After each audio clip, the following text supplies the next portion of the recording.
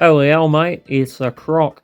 Hello and welcome to today's review of the Transformers Titans Return Krok. And man, he's cool. He's got purple here, this paint, we're just gonna point out the paint, and then we'll talk about everything else. Silver here on the abs, well, on the sides of the abs.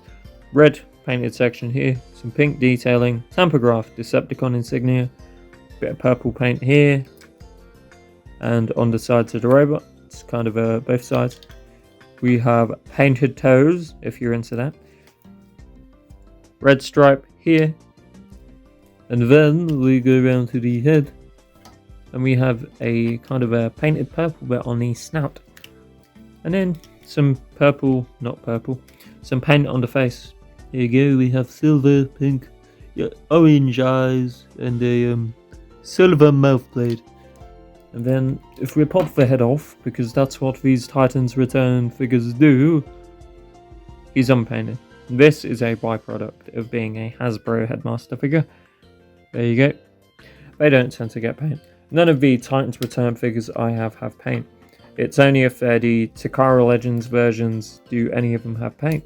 Krok was not a Legends figure, because this is just like one of those Hasbro repaints or whatever. So, there you go. Whatever, you know, it's kind of just exists. Now, by the way, this guy, his knees, they kind of go to shit after a while, so I'll come back after I get him standing.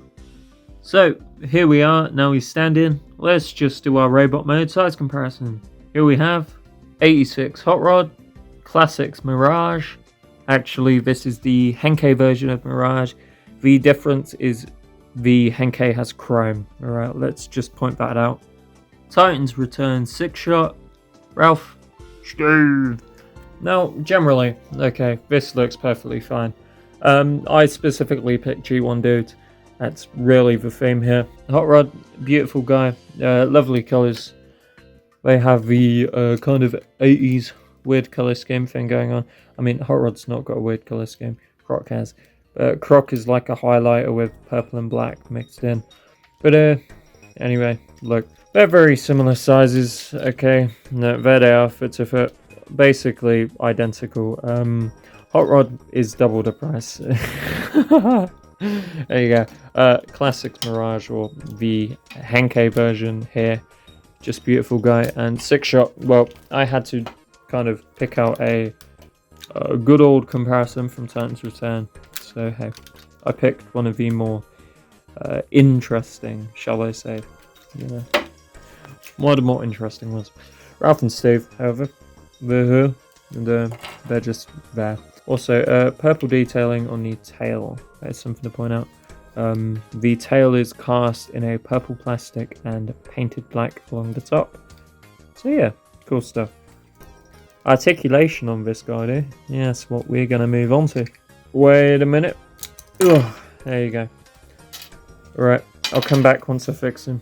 Okay, so for the articulation on this guy, here we have the shoulders. They go all the way around at a 360 and up like that. Then we have a bicep swivel going all the way around. Shoulders, not shoulders. Elbows pull a 90. Wrists hinge inwards for the transformation, but you know, whatever. I wish he had proper wrists that were on a mushroom swiveled, but whatever. Here we have the head.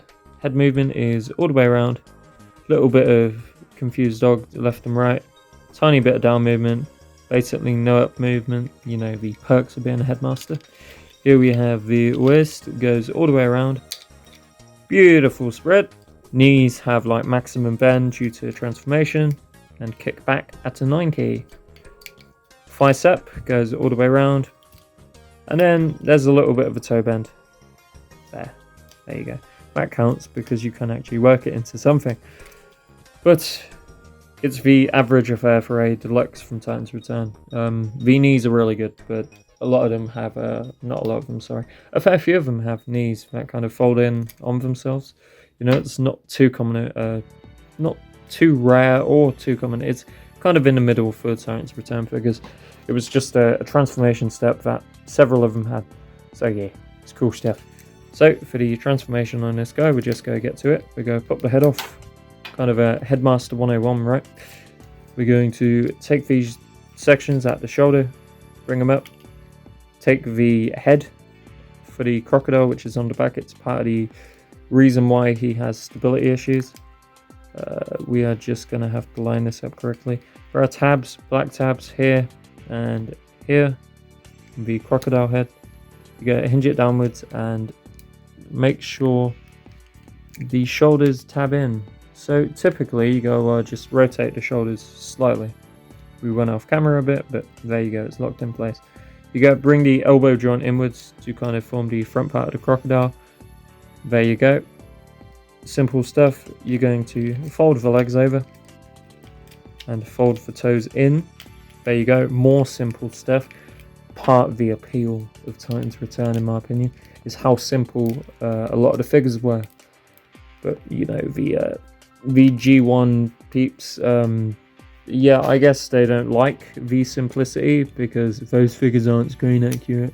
Shut up, right? Just get out of here. A good toy is a good toy. Okay, so I accidentally paused, well, no, I intentionally paused the recording, and then I thought I pressed the button and lost where I was at. So, we've unpaused it rightfully this time, and Crocodile's fine. Gun goes in tail, Headmaster goes here, and yeah, he's a beautiful dude. So, for the alt mode size comparison, here we have Alternator's Swindle, Titan's Return Mind Wipe, Ralph, Steve. So yeah, generally less comparisons today, but I'm cool with this, right? He is the same size class as our friend Mind Wipe. Mind Wipe's really cool. Okay, there are a couple retails or whatever it is. None of them hold up to the original. Krok, on the other hand, really cool dude.